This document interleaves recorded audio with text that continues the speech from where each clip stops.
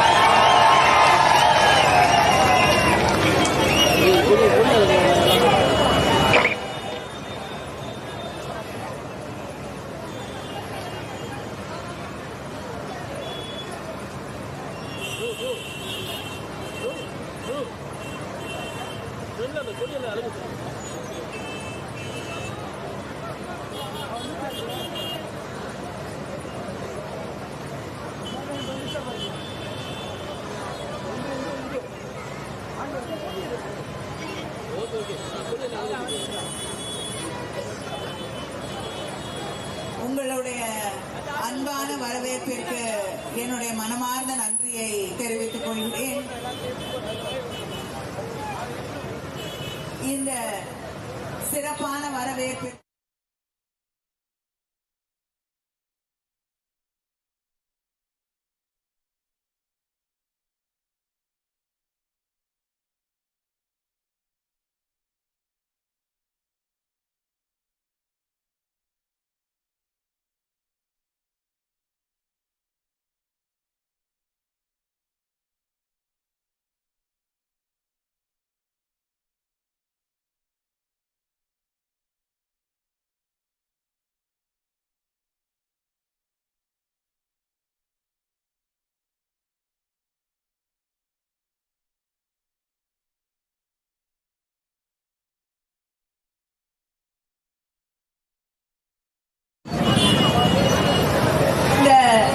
சிறப்பான வரவேற்பிற்கு ஏற்பாடு செய்திருக்கக்கூடிய நம்முடைய மாவட்ட கழகத்தின் செயலாளர் வெற்றி வேட்பாளர் மாதவரம் சுதர்சனம் அவர்களே,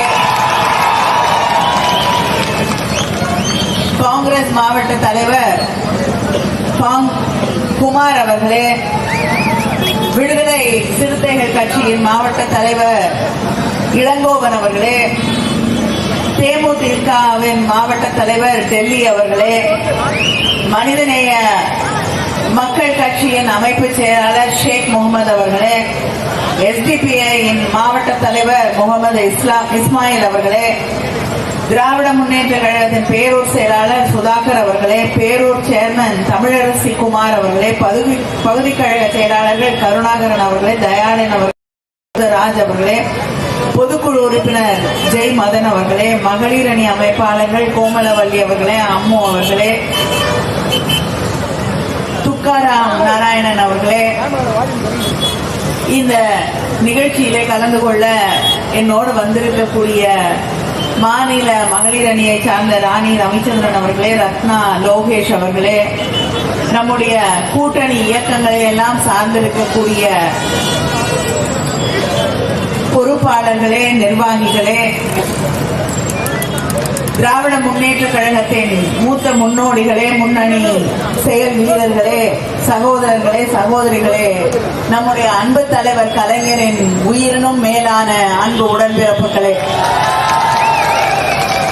உங்கள் அத்தனை பேருக்கும் என்னுடைய வணக்கத்தை, நன்றியை, வாழ்த்துக்களை தெரிவித்துக் கொள்கிறேன். நம்முடைய மாவட்ட கழகத்தின் செயலாளர் அவர்கள் எப்பொழுதும் உங்களோடு இருந்து பணியாற்றக்கூடிய ஒருவர்.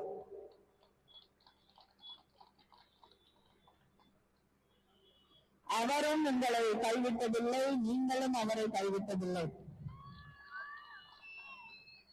அதனால இதுவே ஒரு வெற்றி கூட்டணி தான். அப்படிப்பட்ட ஒரு வெற்றி வேட்பாளரை தான் நம்முடைய முதலமைச்சர் அண்ணன் தளபதி அவர்கள் மீண்டும் உங்கள் கைகளிலே ஒப்படைத்திருக்கிறார்கள். உங்களுக்காக உழைக்கக்கூடிய நம்முடைய மாதவரம் சுதர்சனம் அவர்களுக்கு மறுபடியும் ஒரு வாய்ப்பை நீங்கள் வழங்க வேண்டும். நிச்சயமாக அந்த வெற்றி வாய்ப்பை வழங்குவீர்கள் என்ற நம்பிக்கை எனக்கு இருக்கிறது. இங்கு நான் தேர்தல் நேரத்திலே மக்களை சந்தித்து திராவிட முன்னேற்ற கழகத்திற்கு உதயசூரியன் சின்னத்திலே வாக்களிக்க வேண்டும் என்று கேட்கும் பொழுது உரிமையோடு வந்து வாக்கு கேட்கிறோம். மக்களுக்கு தந்திருக்கக்கூடிய வாக்குறுதிகளை எல்லாம் நிறைவேற்றி தந்துவிட்டு எங்களுக்கு வாக்களிக்க வேண்டும் என்று உங்களிடம் கேட்கிறோம்.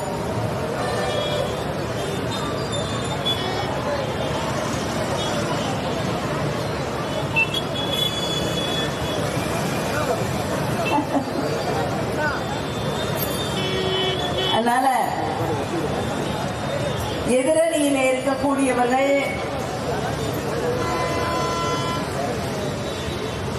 நம்மிடம் வந்து வாக்கு கேட்கும் பொழுது இந்த மாடு போன உடனே அதை வச்சு பூஜை பண்ணிட்டு இருக்கவங்க நினைவு வந்து விட்டது. அதுவும் வட இந்தியாவில் அதை வச்சுட்டு அவங்க பண்ணக்கூடிய கதைகள் எல்லாம் பார்க்கும் பொழுது நம்ம எந்த காலகட்டத்திலே வாழ்ந்து கொண்டிருக்கிறோம் என்று தெரியாத அளவிற்கு ஒரு நிலை அங்கே இருக்கிறது. அதனால அப்படிப்பட்டவர்கள் இங்கே தமிழ்நாட்டிலே எந்த இடத்திலும் வந்துவிடக் கூடாது என்ற அந்த எண்ணத்தோடு இந்த தேர்தலிலே நாம் பணியாற்ற வேண்டும், வாக்களிக்க வேண்டும். எதிரணியிலே இருக்கக்கூடியவர்கள் நம்மிடம் வந்து வாக்கு கேட்கும் போது ஒன்றை நாமும் நினைவிலே வைத்துக் கொள்ள வேண்டும், அவங்களுக்கும் நினைவுபடுத்த வேண்டும். தேர்தலுக்கு தேர்தல் வந்து ஓட்டு கேட்கிறாங்க.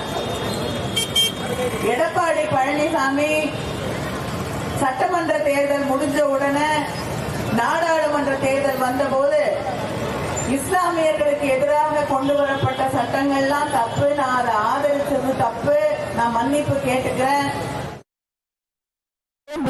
பிஜேபியோட நான் கூட்டணி வைக்கவே மாட்டேன் என்று சொன்னார். அந்த சொன்ன வார்த்தை காத்தோட போயாச்சு. இப்பொழுது மறுபடியும் கூட்டணி வைத்துக் கொண்டு கைகோர்த்து மேடையிலே நின்று கொண்டிருக்கிறார்கள். எப்படிப்பட்ட கூட்டணி? தமிழ்நாட்டுக்கு வர வேண்டிய நிதியை, தர வேண்டிய நிதியை ஒன்றிய அரசாங்கம், மோடி அரசாங்கம் கொடுக்கிறதே கிடையாது. நம்ம நிதி பங்கீடு வந்து சேர்றதே கிடையாது.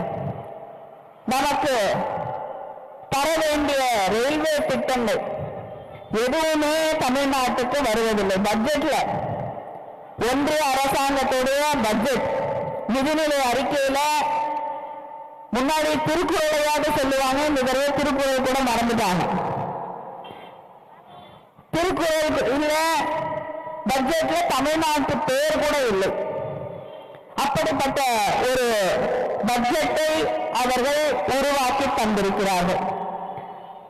அந்த பட்ஜெட்ல மற்ற மாநிலங்களுக்கெல்லாம் கோடி கோடியாக அவர்கள் எடுத்து வழங்கி இருக்கிறார்கள்.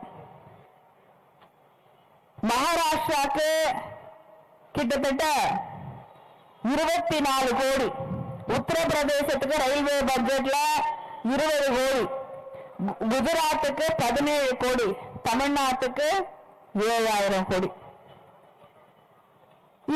17,000 கோடி. இப்படி அவர்களுக்கெல்லாம் ஆயிரக்கணக்கான கோடிகளை அள்ளி கொடுத்து விட்டு நமக்கு இன்னைக்கு கிள்ளி தரக்கூட அவர்களுக்கு மனது இல்லை.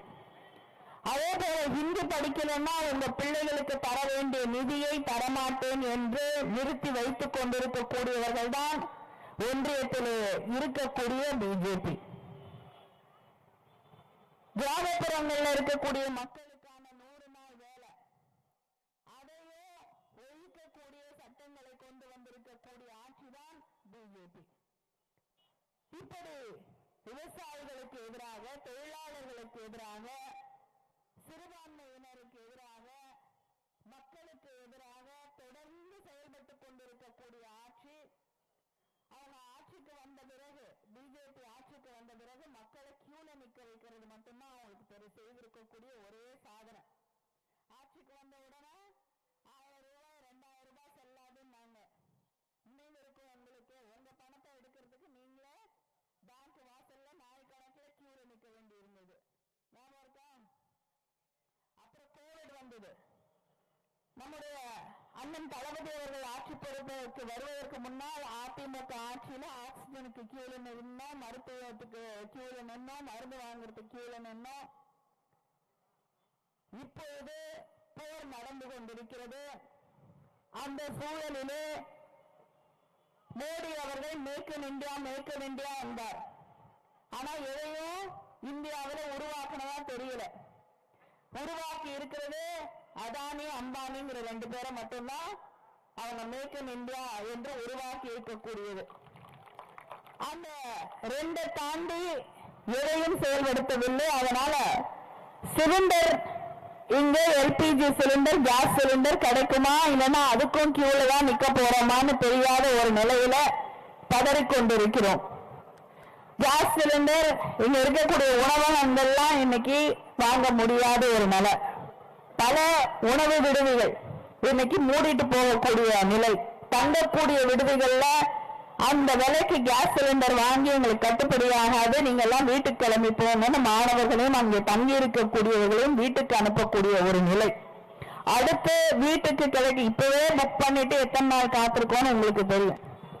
இன்னும் கொஞ்ச நாள் போனா கியூல நிக்கணுமோ அப்படிங்கிற அச்சத்தோடு நாம் இருக்கக்கூடிய ஒரு நிலை. ஆனா இதை பற்றி ஒரு வார்த்தை வாய் திறக்காதவர் தான் எடப்பாடி பழனிசாமி. அவர் மட்டும் இல்ல, பிஜேபியை எடுத்து பேசாதவங்க, பேச பயப்படுறவங்க நிறைய பேர் இருக்காங்க. யாருன்னு நான் சொல்ல வேண்டியதுல உங்களுக்கே தெரியும் இல்லையா? அவங்களுக்கு தெரிஞ்சது திமுகவை மட்டும்தான் பேச முடியும். திமுக பேசுறதுக்கு மட்டும்தான். ஏன்னா நமக்கு ஜனநாயகத்துல நம்பிக்கை இருக்கு. நம்மள பேசினாதான் பத்திரிகையில போடுவாங்கன்னு தெரியும். அதனால நம்மள மட்டும்தான் அவர்கள் விமர்சனம் செய்வார்கள். ஆனால் பிஜேபிய ஒன்றியத்தில் இருக்கக்கூடிய மோடி அவர்களை எந்த விமர்சனமும் செய்ய மாட்டார்கள். அதனால இங்கே வரும்பொழுது பியூஷ் கோயல் அவர்கள் இங்கே வருகிறார். எங்களுக்கு தர வேண்டிய நிதி, ஒன்றிய அரசாங்கம் தர வேண்டிய நிதி, எங்க பிள்ளைங்க படிக்கிறதுக்கு தர வேண்டிய நிதி, தண்ணீர் ஜல்ஜீவன் திட்டம் அதுக்கு தர வேண்டிய நிதி, இதையெல்லாம் கொடுத்துட்டு மெட்ரோ ரயில் திட்டத்துக்கு கொடுக்க வேண்டிய நிதி, இதையெல்லாம் கொடுத்துட்டு அப்புறமா வந்து தமிழ்நாட்டில் ஓட்டு கேட்க வாங்கன்னு சொல்லி திருப்பி அனுப்பணும். அப்பொழுதுதான் அவர்களுக்கு புரியும், இங்கே தமிழ்நாட்டிலே அவர்களுக்கு ஒரு பிடி மண் கூட இந்த பெரியார் மண்ணில் இருந்து கிடைக்காது என்று. நம்முடைய முதலமைச்சர் அண்ணன் தளபதி அவர்கள் சொல்லுவது போல, இது தமிழ்நாட்டிற்கும் என்டிஏவுக்குமான தேர்தல். இந்த தேர்தல் திராவிட முன்னேற்ற கழகத்திற்கான தேர்தல் இல்லை. அதை தாண்டி தமிழ்நாட்டின் எதிர்காலத்தை பாதுகாக்க வேண்டிய தேர்தல் என்பதை நாம் உணர்ந்து கொள்ள வேண்டும். இங்கே நாம் அத்தனை பேரும் ஒற்றுமையாக இருக்கிறோம். ஒற்றுமையாக இருக்கிறதுனாலதான் தமிழ்நாடு வளர்ச்சி பெற்ற ஒரு மாநிலமாக இருக்கிறது. முதலீடுகள் தமிழ்நாட்டில் வருதுன்னா இது ஒரு அமைதி பூங்காவாக இருக்கிறது. நம்ம பிள்ளைங்க படிக்க முடியுது. ஒரு உதாரணத்திற்கு சொல்கிறேன். நம்முடைய நான் முதல்வன் திட்டத்தின் வழியாக ஒரு மிக அழகான ஒன்று தமிழ்நாட்டில் நடந்திருக்கிறது. தஞ்சையில வலங்கைமான் அப்படின்ற ஒரு பகுதியில சத்யா என்ற ஒரு பெண்மணி, அவங்களுக்கு சின்ன வயசுலேயே திருமணமாகிவிட்டது. திருமணமானவுடன் படிப்பை நிறுத்திடுவாங்க. பிள்ளைங்க பிறந்துருது. பிள்ளைங்க படிப்புக்காக ஆடு மாடுகளை வளர்த்து பிள்ளைகளை படிக்க வைக்கிறார்கள். தன்னோட மகன் பாலிடெக்னிக் போன உடனே அந்த அம்மையாருக்கும் மீண்டும் படிக்க வேண்டும் என்று ஆசை வருகிறது. ஆசை வந்தவுடன் நம்முடைய முதலமைச்சர் அண்ணன் தளபதி அவர்கள் மகளிர் உரிமை தொகை 1000 ரூபாய் தருகிறேன் என்று தேர்தல் நேரத்தில் சொல்லி அந்த வாக்குறுதியை நிறைவேற்றி தருகிறார். அந்த 1000 ரூபாய் வருதா? அதே நேரத்தில் படிக்கக்கூடிய பெண்களுக்கு புதுமை பெண் என்ற அந்த திட்டத்தின் வழியாக 1000 ரூபாய் வழங்கப்படுகிறது. இது 2000 ரூபாய்ச்சா? 2000 ரூபாயை என்னுடைய முதலமைச்சர் அண்ணன் தளபதி அவர்கள் வழங்குகிறார்கள். அதனால நானும் படிக்க போறேன் அப்படின்னு சத்யா அவர்கள் தன்னுடைய மகனோடு போய் அந்த பாலிடெக்னிக்ல சேர்ந்து கணினி பொறியியல் படித்துக் கொண்டிருக்கிறார். 17 ஆண்டுகள் ஆச்சு. தன்னுடைய வாழ்நாள் கனவு 17 ஆண்டுகளுக்கு பிறகு ஒரு பெண் மறுபடியும் நான் போய் படிக்க முடியும் என்ற அந்த கனவை நனவாக்கி தந்திருக்கக்கூடிய ஆட்சி திராவிட முன்னேற்ற கழக ஆட்சி, திராவிட மாடல் ஆட்சி, முத்துவேல் கருணாநிதி ஸ்டாலினுடைய ஆட்சி. இப்ப 3வது ஆண்டு படித்துக் கொண்டிருக்கிறார். இப்படி எத்தனையோ பேருடைய கனவுகளை எல்லாம் மெய்ப்பட செய்திருக்கக்கூடிய ஆட்சி என்ற அந்த பெருமையோடு வந்து இன்று மக்களை சந்தித்து நாம் வாக்கு கேட்டுக் கொண்டிருக்கிறோம். நம்முடைய ஆட்சி மறுபடியும் வரப்போது சந்தேகம் இல்லை. வந்தவுடனே 1000 ரூபாய் 2000 உயர்த்தி வழங்கப்படும். திமுக கூட்டத்தில் 2 விரலை காட்டுறீங்க இல்லையா? ஆனா இனிமேல 5000 ரூபாய் இல்ல 2000 தான். ஆனா இனிமேல 2 விரல காட்டினா 2000 ரூபாய் தான் ஆக போகுது. ஏன்னா பிஜேபியோட கூட்டணி வச்சு அந்த கட்சிகள்லாம் என்ன ஆச்சுன்னு தெரியும். பீகார்ல எத்தனையோ முறை பீகார் முதலமைச்சராக இருந்த மரியாதைக்குரிய நிதிஷ்குமார் அவர்கள் இப்போது ராஜ்யசபால உறுப்பினராக்கப்பட்டிருக்கிறார். மற்ற மாநிலங்களை பத்தி நான் சொல்ல வேண்டியதில்லை. அதனால பிஜேபியோடு கூட்டணி வைத்திருக்கக்கூடியவர்களோட நிலையெல்லாம் என்ன ஆயிட்டு இருக்குன்னு தெரியுது. அதனால கவலையோடு சொல்கிறேன், எடப்பாடி பழனிசாமி அவர்களே, உங்களுடைய நிலை என்ன ஆக போதுன்னு எனக்கு தெரியல. ஒருவேளை ஏதாவது ஒரு மாநிலத்தில் கவர்னராக உங்களை அனுப்பலாம். நமக்கு இருந்த கவர்னர் காணாம போயிட்டாரு இல்லையா? அடிக்கடி வருவாரு, சட்டமன்றத்திலிருந்து பாதியில வெளிநடப்பு பண்ணிடுவாரு. கவர்னரையே வெளிநடப்பு செய்ய வைத்தவர்கள் நாம். இப்படி எத்தனையோ சாதனைகளை செய்து தந்திருக்கக்கூடிய நம்மை பார்த்து எடப்பாடி பழனிசாமி அவர்கள் நேற்று சொல்லியிருக்காரு. சென்னையில பேசும்போது சென்னைக்கு முதலமைச்சர் என்ன செஞ்சிருக்காரு? ஒண்ணுமே செய்யல அப்படின்னு. நீங்க நேரா வந்து எடப்பாடியில இருந்து கிளம்பி வந்து கிரீன்வேஸ் ரோட்ல வீட்டுல இருந்துட்டு அங்கிருந்து ஏர்போர்ட்டுக்கு போய் டெல்லி பிடிச்சு, டெல்லிக்கு நேரா பிளைட்ட பிடிச்சு போய் இறங்கி அங்க பிரதமரையோ அமித்ஷா அவர்களையோ சந்தித்து விட்டு மறுபடியும் வந்து எடப்பாடிக்கு போடுறீங்க. தமிழ்நாட்டுல இப்ப தேர்தல் வந்த உடனே தமிழ்நாட்டை சுத்தி பாக்குறீங்க. அதனால உங்களுக்கு தெரியாது சென்னையில என்ன நடக்குது, தமிழ்நாட்டுல என்ன நடக்குதுன்னு. அதற்காக பட்டியலிடுகிறேன். பிராட்வேல ஒருங்கிணைந்த பேருந்து நிலையம் 822 கோடிக்கு உருவாக்கி தந்திருப்பது நம்முடைய ஆட்சி. சென்னை கடற்கரையை சீரமைக்கிறதுக்கு 116 கோடியில சீரமைக்கப்பட்டிருக்கக்கூடிய பணிகள் நடந்திருக்கிறது.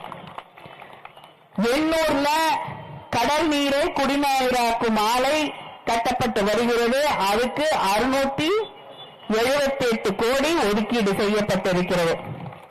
யானைகவுனி மேம்பாலம், செங்கைசிவம் மேம்பாலம், மேயர் சிட்டிபாபு மேம்பாலம், போதராஜன் சுரங்கப்பாதை என்று வடசென்னையிலே மேம்பாலங்களும் சுரங்கப்பாதைகளும் நம்முடைய ஆட்சியிலே உருவாக்கப்பட்டிருக்கிறது.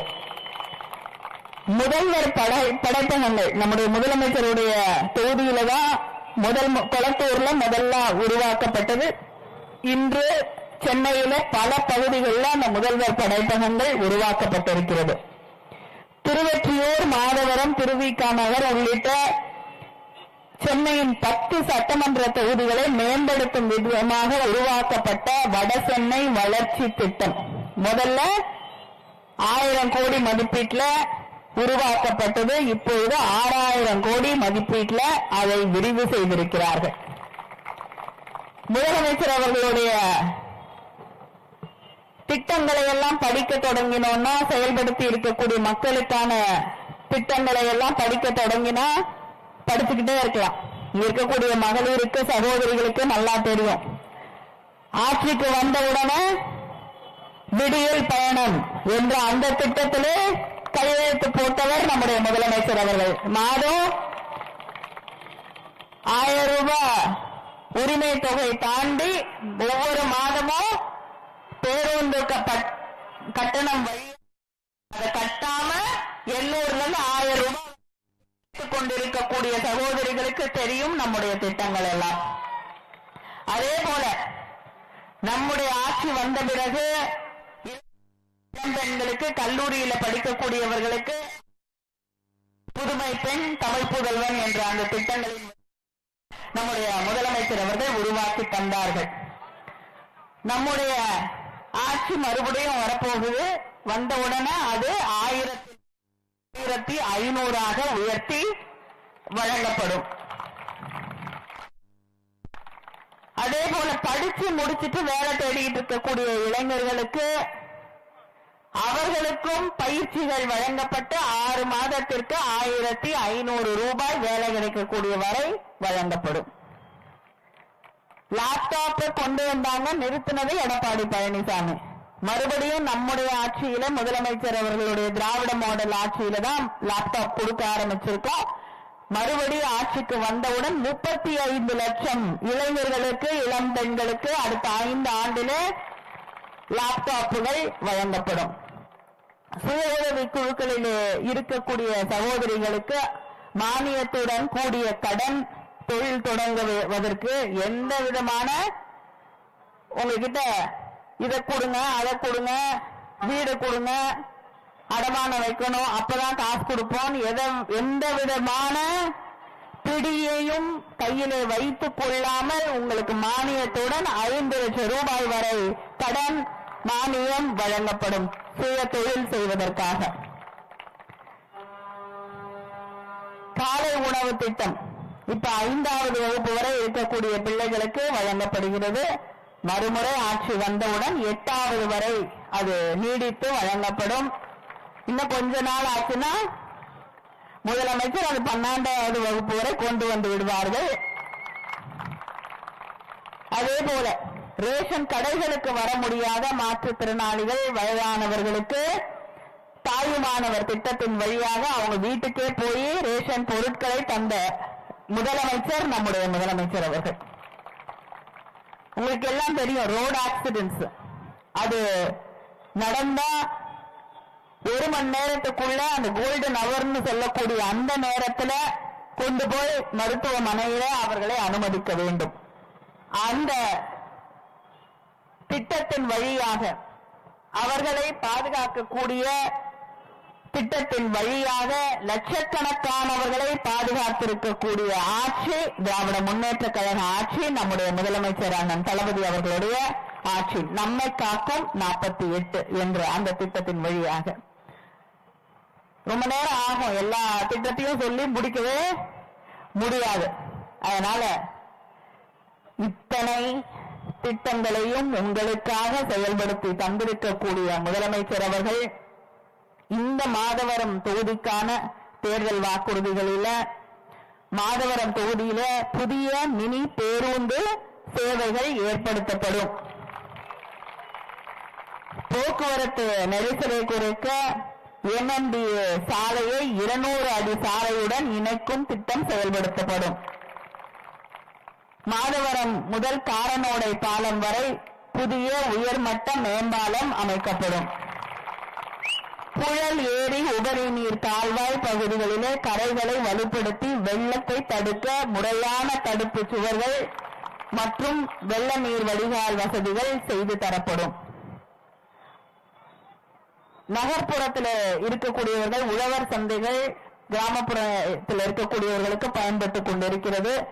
நகர்ப்புறத்தில் இருக்கக்கூடியவர்களுக்கும் பயன்படக்கூடிய வகையிலே உழவர் சந்தைகள் நகர்ப்புறங்களிலே உருவாக்கி தரப்படும். இது அத்தனையும் அது மட்டும் இல்லாம முதலமைச்சர் படிப்பகங்கள் படைப்பகங்கள் அத்தனையும் உங்களுக்காக உருவாக்கி நம்முடைய முதலமைச்சர் அவர்கள் தரப்போகிறார்கள். இது திராவிட முன்னேற்ற கழகத்தின் தேர்தல் வாக்குறுதி. அதனால கொடுத்த வாக்குறுதியை நிறைவேற்றக்கூடியவர்கள் சொல்வதைத்தான்